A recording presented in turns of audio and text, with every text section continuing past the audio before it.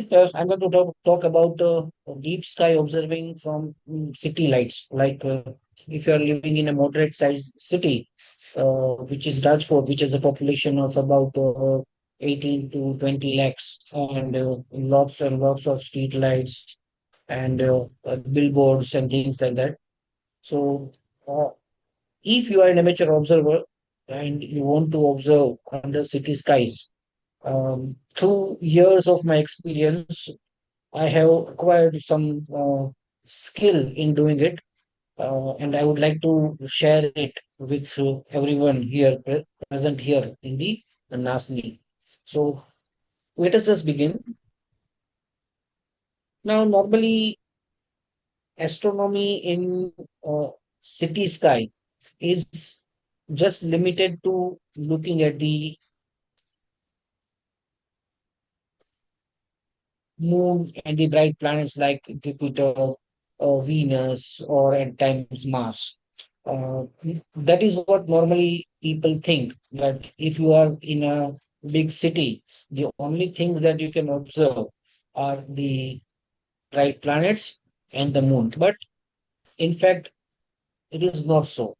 Well, there was a time when I also believed in this, but through my years, I have found that if you use the right techniques and right tools, deep sky observation, like observing double stars or variable stars and Messier objects, deep sky objects, and many more NGC objects can be easily accomplished from the city skies. So now I have been lucky to observe 80 to 90 of the Messier objects, the objects of the famous Messier catalog, from the city skies at different times.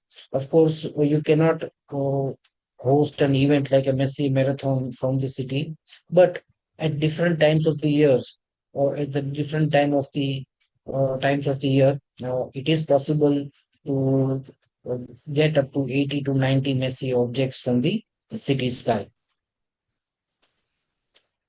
Now, what are the hurdles that a city amateur astronomer faces when he starts observing or starts looking for the deep sky objects? We are not talking about uh,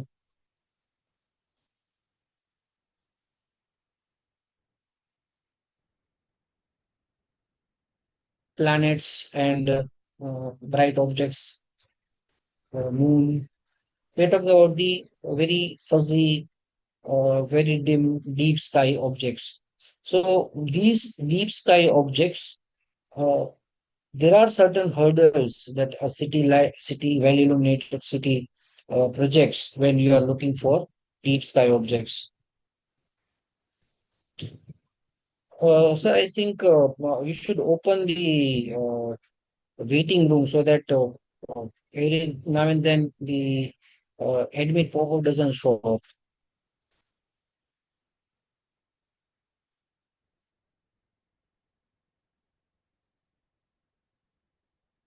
Okay, so the first one would be sky glow. Here I have, of course, this picture is taken from the internet. That there are two photographs of the same site. One when there was a power failure and the entire city dome of light was uh, had disappeared, and the Milky Way was very well visible. And when that electricity returned, you can see that the sky has already turned murky. It's sort of orangish yellow, and there are no stars visible in the sky. So, sky glow basically is the brightening of the night sky due to artificial lights, and this will cause the sky to start looking gray rather than uh, black, which it is supposed to be. Now, today we are facing a different kind of problem. The problem that is seen over here, the orangish yellow glow, is from the sodium vapor lamps that were earlier used as street lights. But nowadays we have a high color temperature LED lights, which have made the situation much worse. And now the sky glow is uh, proper white in color. and it makes the sky very murky, does not allow the deep sky objects or even uh, bright enough stars to be visible from the city sky. So this is one of the facet of the light pollution that is growing in our country. And after the LED revolution, the uh, high color temperature white light, which does not use that much power, and so uh, there is a definite overuse or overlighting of our environment, because lighting does not cost in installation as well as in billing. And so people tend to use more light because they have uh, a thing in their mind that more lighting brings more safety, which is, of course, wrong. The another facet that we would face when observing from the city is the glare from nearby light. Here you can see that in the upper photograph, there is a bright light which is directly coming into your eye, and a person is standing in the door in the fence, who is totally invisible. And if a person places his or her hand on the bright glare making light, the person in the doorway is easily visible. The same thing happens to the night sky objects. Glare is the direct light that comes into your eye due to light sources which should be pointed down but are not pointed down. And normally, if you are observing from a city, from your terrace or balcony or your backyard, of course, some of the street lights or some of the lights of your neighbors would be producing glare for you, and you have to work around that. So it is caused by directly visible lights, does not allow complete adaptation of your eyes, a complete dark adaptation of your eyes. Now, for observing deep sky object on a telescope, you need your eyes to be at their maximum. Your pupil should be maximum dilated, and the photo bleached enzyme rhodopsin should be at its maximum level so that your eyes are adapted to the darkness to the max. Now, if there is a light source which is coming into your eye producing glare, then your eyes would never go into complete dark adaptation, and hence you will not be able to see the dim objects in the night sky. Then there is a problem of stray light getting into the optics. This happens in two ways. Stray light will get into the objective of your telescope, as well as stray light will get into the eyepiece of your telescope when there is a gap between your eye and the eyepiece. Because light sources will be surrounding you when you are observing from a city. So this is one of the uh, problems that you will face when you are observing from the city.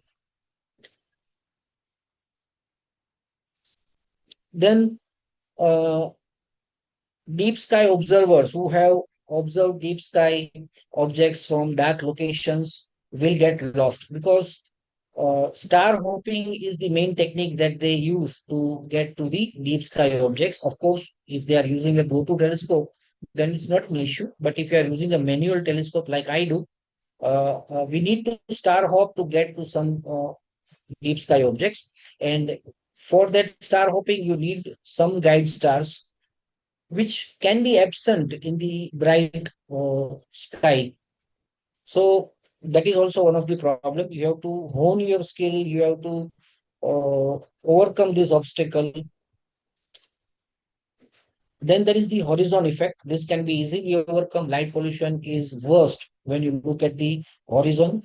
So I would suggest you just forget the objects which are below 30 degree towards the horizon, and just observe at the zenith, because light pollution is minimum in at the zenith.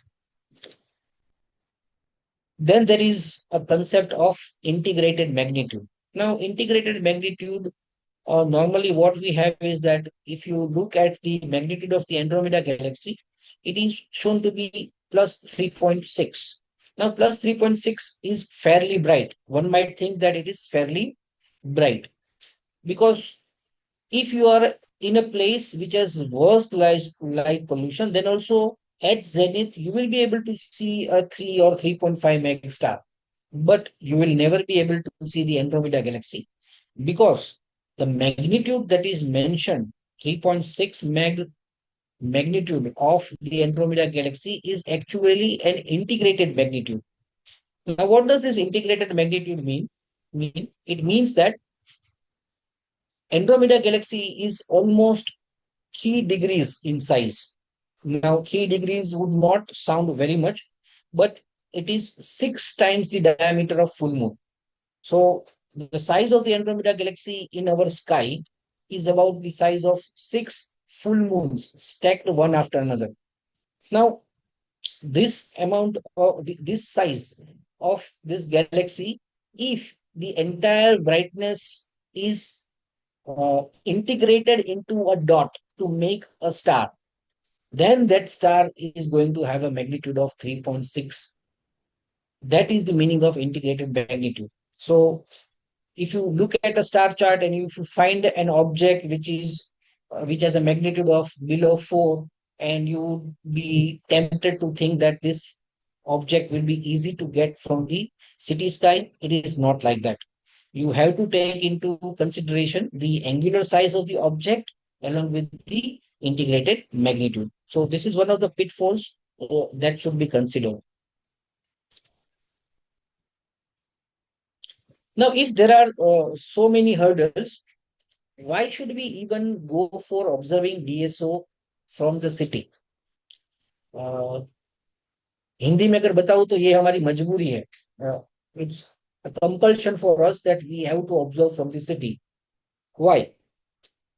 Now, dark sky access. Everybody does not have dark sky access. It is costly as well as time consuming. Like for us in Rajkot, when we started out in astronomy in 2003, 4, 5, we had to go about 8 to 10 kilometers at the city outskirts and we got beautiful skies. Nowadays, we do not get that kind of sky even after traveling 35, 40 kilometers. So, and this will get worse day by day because India in general does not have any policy on light pollution. So it is going to get bad. And it is a worldwide phenomenon, not only for India, it is a worldwide phenomenon. So dark sky access is becoming costly as well as time consuming. You have to travel 40 kilometers. 40 kilometers is one side of it, but 40 kilometers drive would take you about 1 hour, and 1 hour to get back. That is a different constraint that you have to overcome. So dark sky access is becoming costly and it is time consuming. So if you have an hour at your hand to observe, you would not be able to go to a dark sky because it takes about 2 hours of traveling to get to the site and back from it. Now, if you want to get better at observing or you want to be a better observer, you need more and more hours at the eyepiece. And in that case, home observing is your only option. The more hours you get in, the better you get.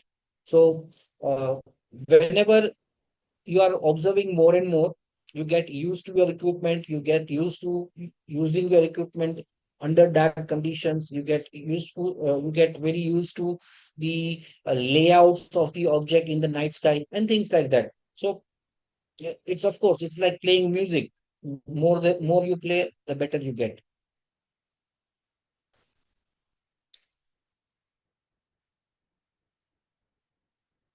So if you're observing from the city, the best place would be your terrace or your backyard. Some observers also observe from their balconies if that place is large enough. So you can do your observation from these locations. But of course, if you are going to be observing from your terrace or your backyard, which is inside a big city, it does require some concrete planning. And believe me, it is much fun as it is from a dark sky. So it's not like you are compromising something. Uh, Once you get a knack of it, it is as fruitful as getting the deep sky objects from a dark sky. Now, of course, what equipment to use? So, no special equipments are required. The telescope that you have to make the most of it. Any telescope you have, bigger is better because aperture is the king. In the telescope parlance, aperture is always the king. So, bigger the diameter, it is better. And it also makes sense because if you are observing from your home, it's very easy to use a bigger telescope. Like normally, I use a 12-inch scope at our club. Now, if I want to get this 12-inch scope to a remote location, a moderate size car will also be not useful to me because the telescope is very large. But uh, if it is staying at my club, it's very easy for me to just get it outside and observe from it. So aperture is the king as far as visual observing goes. Now there is the myth that larger aperture telescope also collects a larger amount of sky glow, that is light pollution, and that washes out the image. Uh, I have heard many experienced amateurs believing in this myth that using a larger aperture telescope in a compromised sky will produce compromised images. It is not like that. The fact is that larger aperture will always produce a brighter DSO image. Okay, so use the largest aperture that is available to you or largest aperture that you have at your disposal.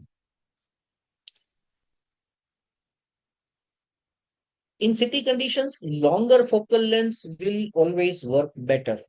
Okay, so don't go for fast telescopes f4 and below.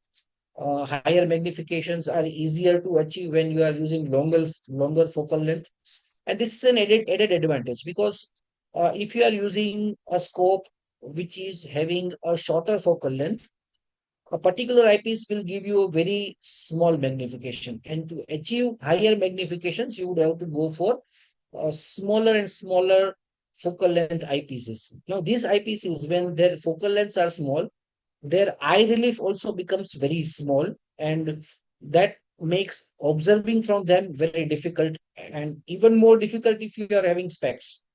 So, if you are having glasses, you wear glasses, then these small focal length eyepieces will become very tricky for you.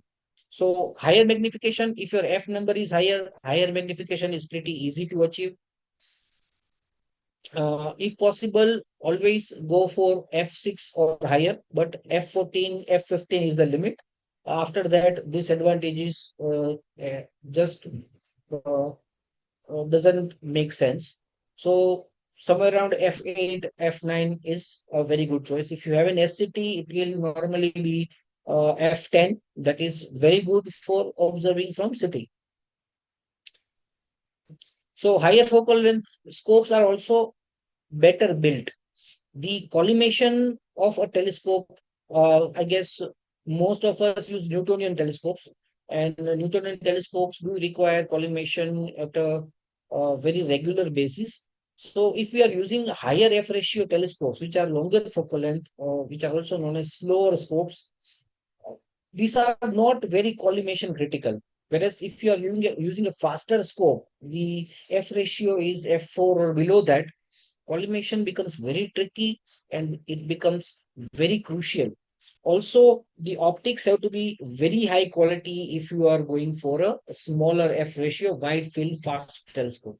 So now this works into your advantage because as telescopes with higher magnification go for higher magnification, they are a bit cheaper than those fast telescopes which have f ratios f4 or below. Now you also need a good finder scope with magnification. Zero magnification finder scope or Telred types of reflex sights are no.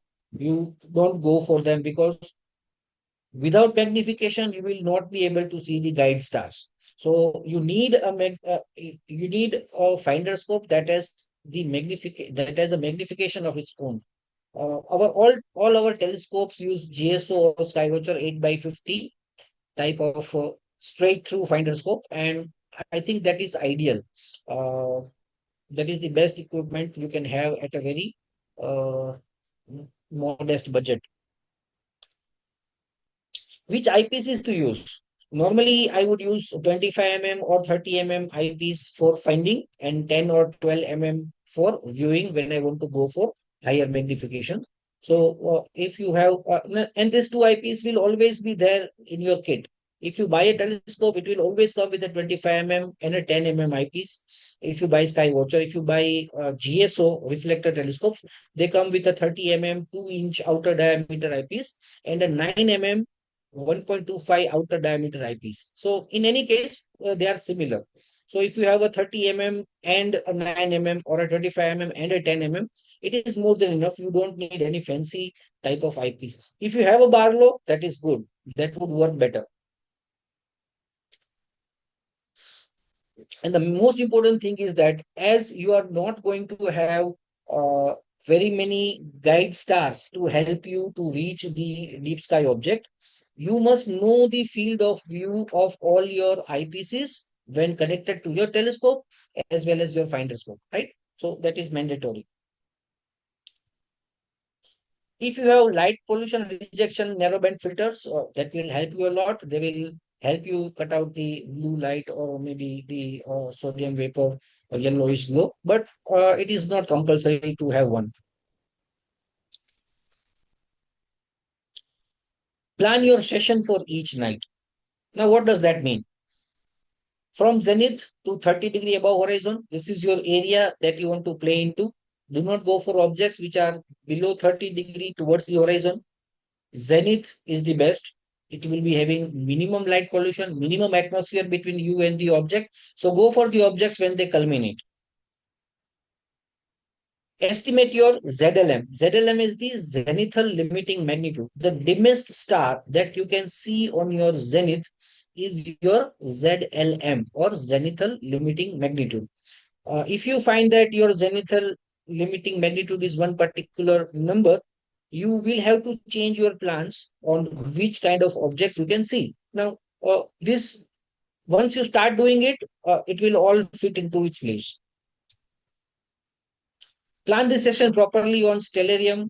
If you are using, you can use Stellarium on PC or Sky Safari on mobile. I normally prefer Sky Safari on my phone. Um, but you can use any planetarium software of your choice and plan your session on it.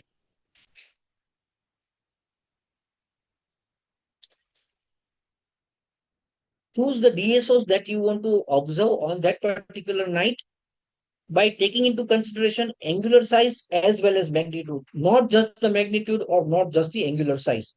Again, you have to think of the fact that if you choose a particular angular size, you will have to consider which eyepiece you will be using for that. And that is why I stated in the earlier slide that you must know your telescope's field of view when paired with a particular eyepiece, right? So you need to know the angular size and the magnitude both. That will give you the idea of whether that integrated magnitude would be in your reach depending upon your ZLM or not.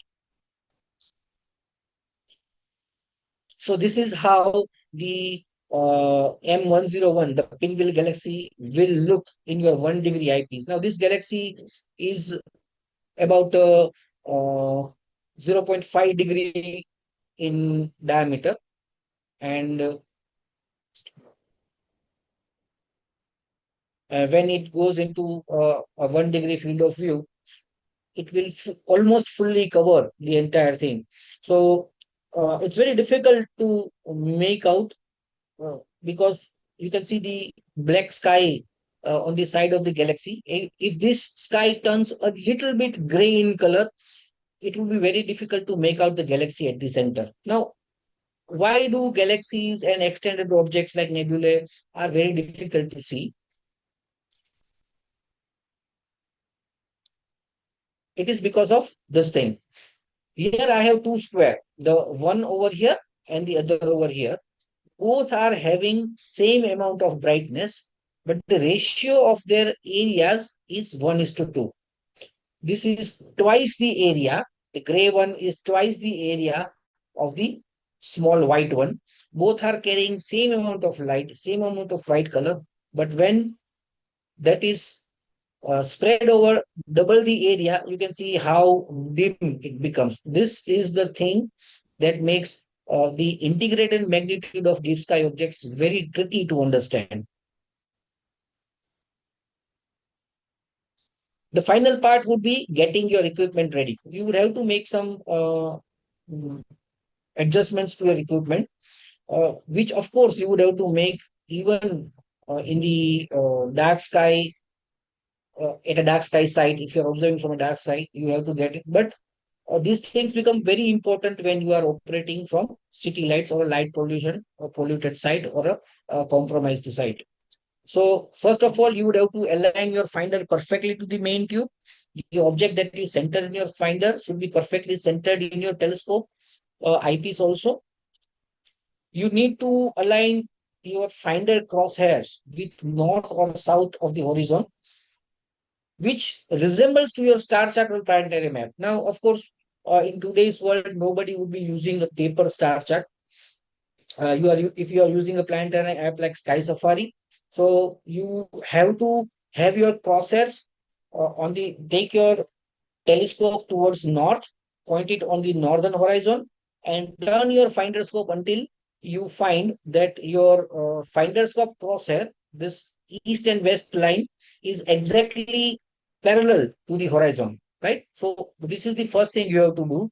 And then when you compare the view of your planetarium app with what you see in the telescope, it would be readily coinciding with each other. Also, program your eyepieces and finder FOV circles. Like it is possible in Sky Safari that you program your eyepieces and finder scope FOV circles so that these circles will be plotted on the star chart. And whenever you see the star chart, it will give you an idea that if you are using the finder scope, which I have programmed here as a 6-degree field of view, my finder of 8 by 50 gives me an FOV of 6 degrees, which I have kept over here.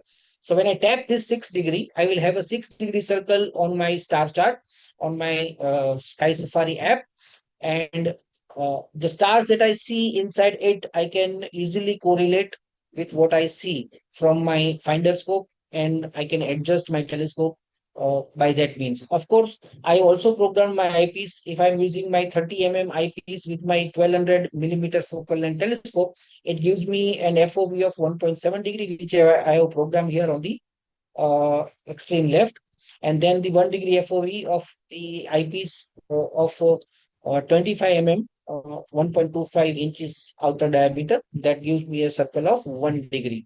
So these things you have to uh, do when you start your session. Of course, you would have to do this at any site, but this is very critical when you are observing from a compromised site. Now, the final part is some tips and tricks, which the hurdles that we have mentioned, how can we overcome them? So first of all, glare is very easy to get rid of. See here, we have glare coming from this light. A person is standing over here. As soon as you put your hand and cover the light, that person is visible. So the best way to get rid of glare is to uh, put something between you and the large light source that is bothering you. This is what I do. This is my terrace from where I regularly observe using a very small 6-inch telescope, which I have kept at home.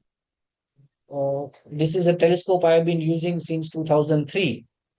Um, and it's a very good instrument. I updated the finder to the 8 by 50 GSO from the usual finder that comes with the telescope. So you can see I have put some, let us say, uh, chaddars uh, in such a way that I am covering the glare that is coming from light sources which are behind. And here also you can see that I have covered. Normally, what happens is that my site is very true is the west view. I have covered the west, and here I have covered the south, north, and east. are pretty clear, and I don't need any obstacles to be put on that side. And this is enough to give me a very good observing from my location or my terrace. The other thing would be get your eyes to dark adaptation. You need to adapt your eyes to the darkness, and then you have to take care that your adaptation stays. Your adaptation will only stay if you uh, do not let white light into your eyes. Now, of course, when you're observing, you need to take notes. If you need to look at something, you need to fasten things, you need to loosen things. So, there is a work around it, uh, that you can do all this work in red light, and red dimmable lights are best. I use a table lamp which I have converted into a red light using LEDs, which the intensity of which I can control from this console over here. It has also got my dew heaters working. So dew heater controller is over here, PWM dew heater controllers and PWM control for my LEDs. Uh, if I'm in the field where I have not taken this setup out, I will use portable lights which are dimmable, which I can wear in my neck with a band, and control the brightness from a knob that is over here. So red light will preserve your dark adaptation to a certain extent, and you can look at the dim stars without spoiling it. Now, what about stray light? Stray light that enters your telescope from the objective side and from the eyepiece side. So, from the eyepiece side, this is a very easy thing to do. Uh, you can have a hoodie. Our atmosphere does not allow hoodies to be worn at all times. So, you can use a thick towel to cover your head. And whenever you put your eye on the eyepiece, cover your entire head and the eyepiece beneath the towel so that no stray light enters the eyepiece or your eyes other than that coming from the telescope. To prevent the stray light that is entering the telescope from the objective side, dew caps are very good. So here is the very young version of me using the 6-inch telescope with an improvised dew shield. Now this dew shield will prevent my primary mirror from dewing up.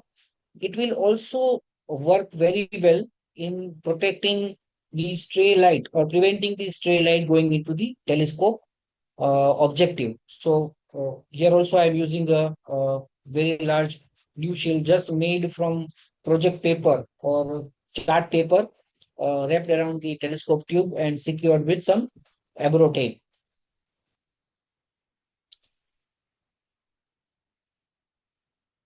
If you use a Barlow, for example, you have a 25 eyepiece and you don't want to use any other eyepiece, you can use the 25 eyepiece for finding, and then you can switch to that 25 eyepiece with a 2x Barlow and convert into a 12.5 eyepiece for magnification. Now, this increases the magnification. Whenever you are observing from city, magnification increase will also increase the contrast. So that is a good thing. You need to use a bit larger magnification when looking at an object from the city and looking at that object from a dark side, right? So 2x Barlow would be great. Here are the two types of 2x Barlow that I use. If I'm using my 6-inch telescope that only supports 1.25-inch eyepiece, so I'll be using this Celestron 2x Barlow. And whenever I'm using, normally nowadays I use the 12-inch Dobsonian telescope, Skywatcher.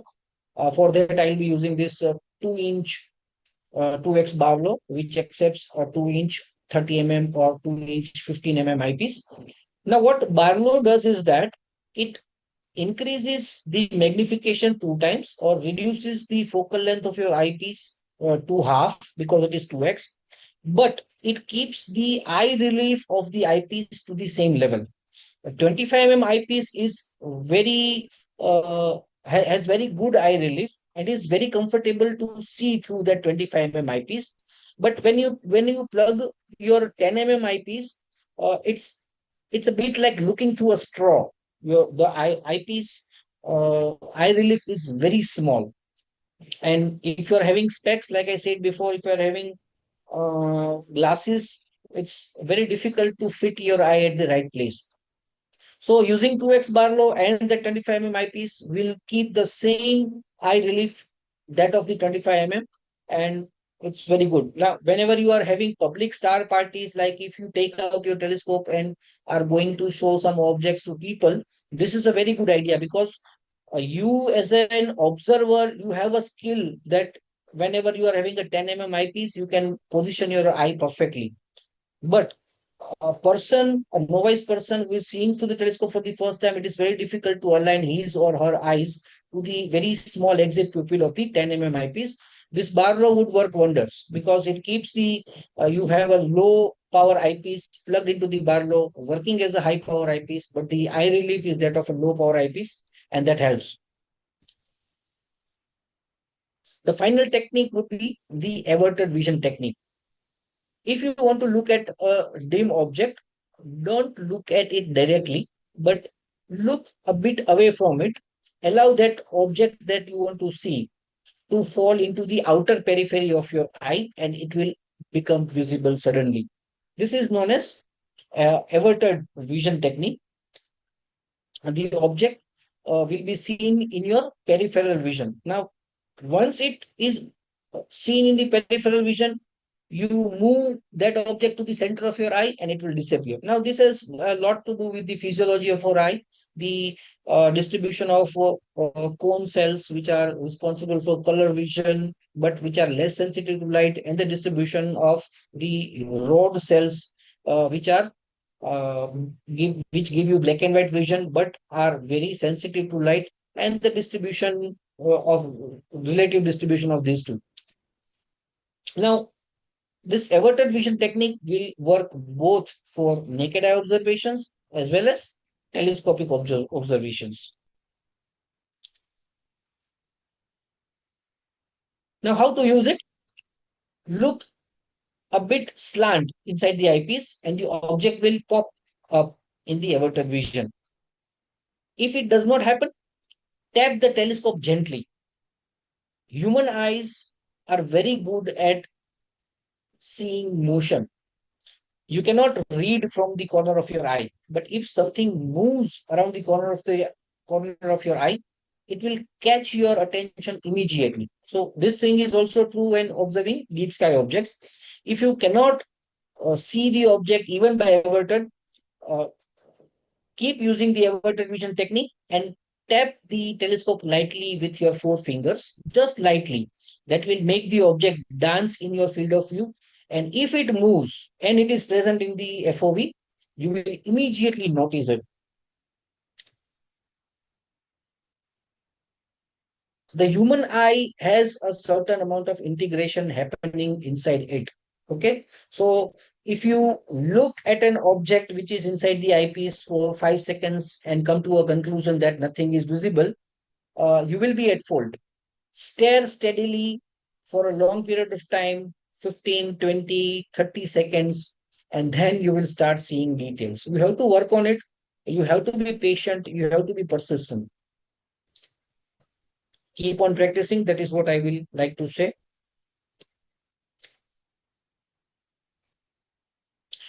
If you become a good observer from the city lights, you will amaze everyone when you are under dark skies, and you will be searching the objects one after another with mechanical precision that everybody would be amazed. Of course, you yourself would be amazed because if you are successful in chasing down some deep sky object from the city lights, it's going to be 100 times easier to get those same objects from a dark location. The final thing is that I would suggest that you write down whatever you see without fail, right? So nowadays, I'm using a specially created Google sheet for logging all my observations.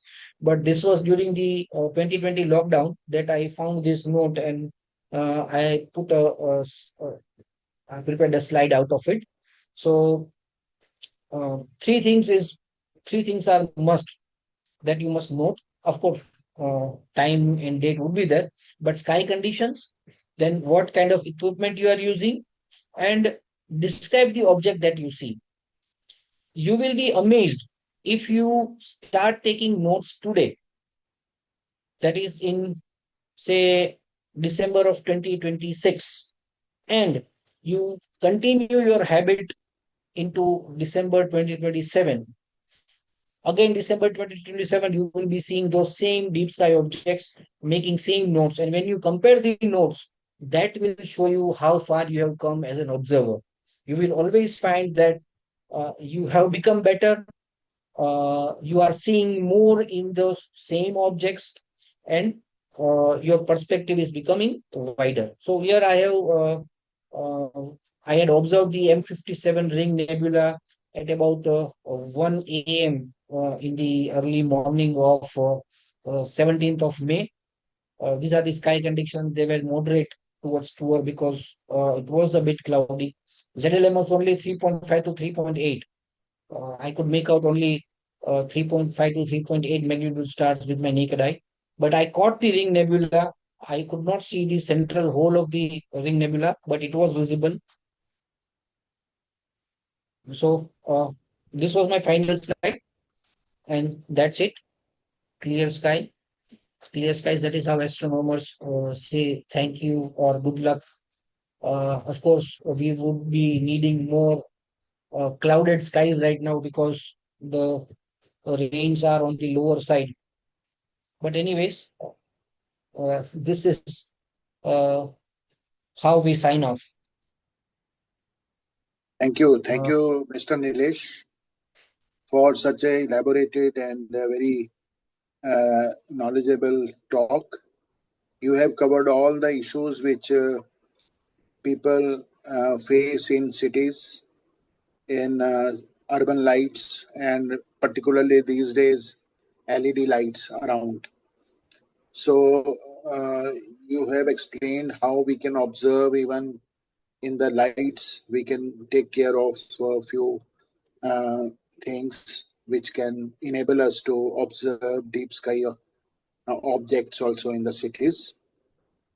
So I think this topic is very much needed for NASNI.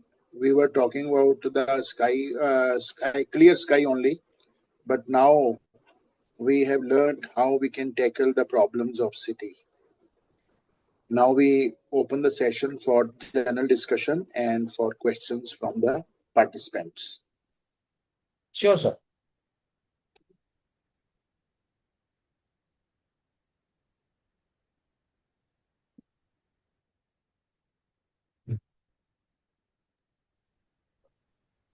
So it was really interesting. Thank you very much for a wonderful talk. Thank you, sir. And the best part was that the tips which you have given today are just mind blowing because Thank you. Thank you, sir. these are distilled knowledge which you have brought before us.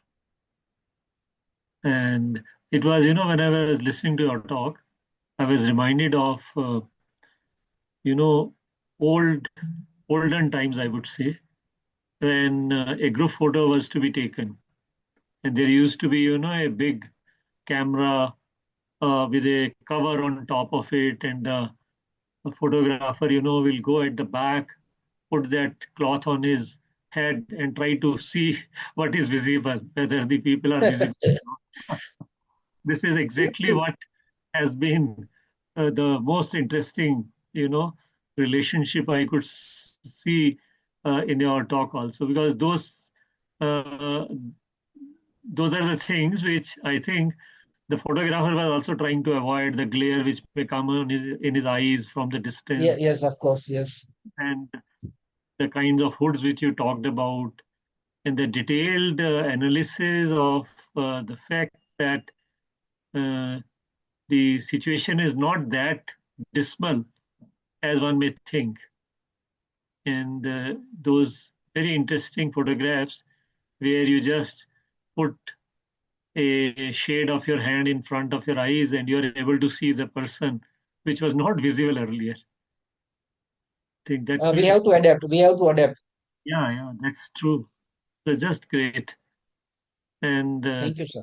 pictures which you had taken as a result of that, that shows the success which one can achieve with the help of this. And another thing which I really loved is this, that you suggested to keep a journal in which you should record what you when you are doing things, what you are observing, what are the various technical details which you used, maybe for looking at the position, what was the other details of the camera, etc., etc. I think this was really good and very optimistic viewpoint you have presented, that we don't need to be disappointed in the city skies also. That was just great. I live in My Shimla, pleasure, sir. and Shimla has wonderful sky. And I know that when I go on my terrace, I find that I'm able to really get rid of all the glare of the city lights, because our terrace is actually positioned like that. And in front of the terrace, there is dark sky always visible. You It are is, living in heaven. and it is southern Uh, sky. in fact, I'm going to be in Simla on 28th of July this month, 28th of this month. Okay, I hope to meet you there and okay. try Please to let me know. get together. Yeah, Sure, sir. please let me know. And you are coming for some program there or what? Yes, I'm coming from for a program with Dr. J.J. Rawal. Oh, I see. So you are invited by science and technology people. Am I right? Yeah, yes. Okay. I will I will be bringing a telescope and coming there. So yeah, please let me know. I Yeah, will sure, sir. Sure, definitely love to meet you. sure, sir. Where is the program, sir? Where is the program, Nilesh, sir? Sir, I don't know as yet. The details are with Rawal, sir. But Okay, I'll okay, let you know whenever I get those details. I'll surely let you know. okay. So what I am doing is, Neelesh ji, I am writing my mobile number in the chat. I will share, sir. I will share. Please, मैंने इस पे भी लिख दिया है. Okay, right, sir, right. I'm so delighted to have you here, Dr. Neelesh. We don't mind having, small group, because these are always posted on our YouTube channel of NASNI. And Professor Hemant really is very meticulous in all these things. I know, sir. This is my Yes, third yes, time coming on this yes, platform. yes.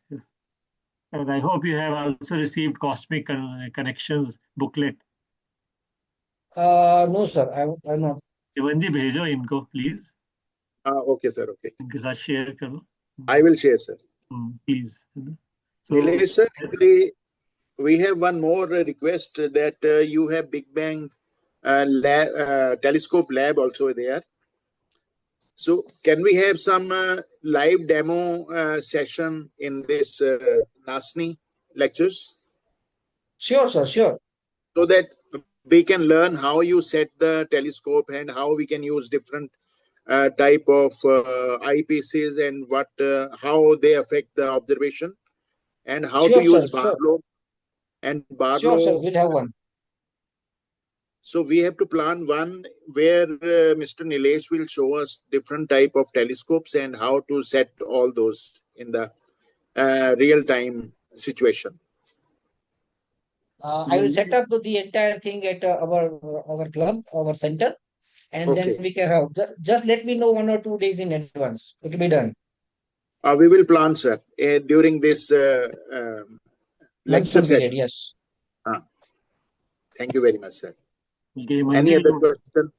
Yes, sir, please. Manji, you make a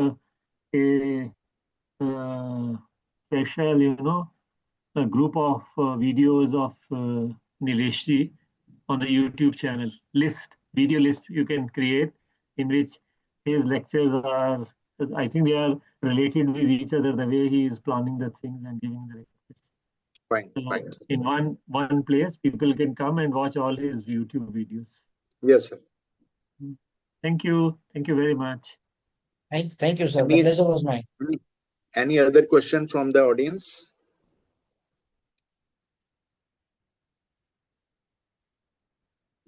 One question in my mind, Nilesh sir, was that do you take some quantitative data also or some measurements during your observations?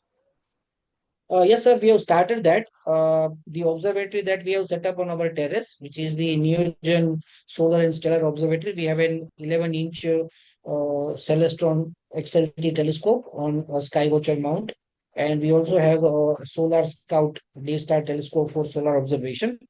Presently, we are working on 50 nearby galaxies and trying to get as many images as possible.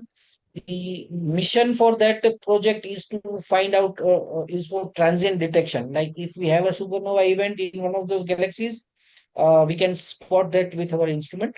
Uh, Recently, on 30th of March, we caught the occultation of regulars by the moon, and we also got very good qualitative data for that, and we submitted it to the IOTA, the International Occultation uh, Agency. So we are starting with that. We are also planning some photometry of variable stars and eclipsing binaries, things like that. So that will be our projects in the coming season. Uh, in Rajkot, the monsoon generally stops at around mid-October. So the observing season for us is from October to May.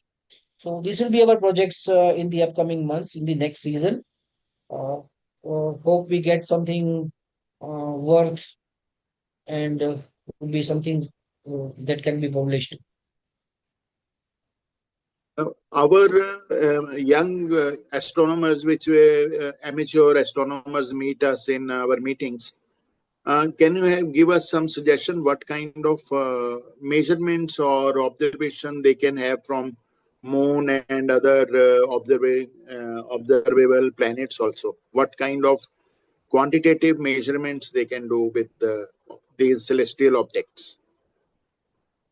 I think the simplest one would be to track the phases of the moon and Okay. have the sketching of the craters that are visible on each and every phase. That can Okay. be done, which is uh, a very ancient thing to do Mm-hmm. nowadays because Mm-hmm. everybody wants to photograph something. Then they can go to plotting the position of the moons of Jupiter. That is also a very good activity. Plotting the great red spot on Jupiter when it is coming into view and when it is going out of view. When they get very used to observing Jupiter and its moon, they can move up to the eclipses of Jupiter's moon and shadow transits of Jupiter's moon. So you Okay. can have a satellite of Jupiter passing on the face of the planet and casting a shadow on the planet, and those timings they can also measure. So that is basically it. That is how you can start off.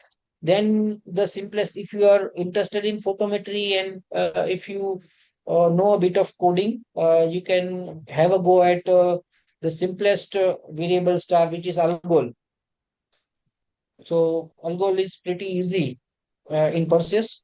It has a very small period of, I think, 2.2 or 2.3 days. You can have photometric results from that star and plot them as the light curve.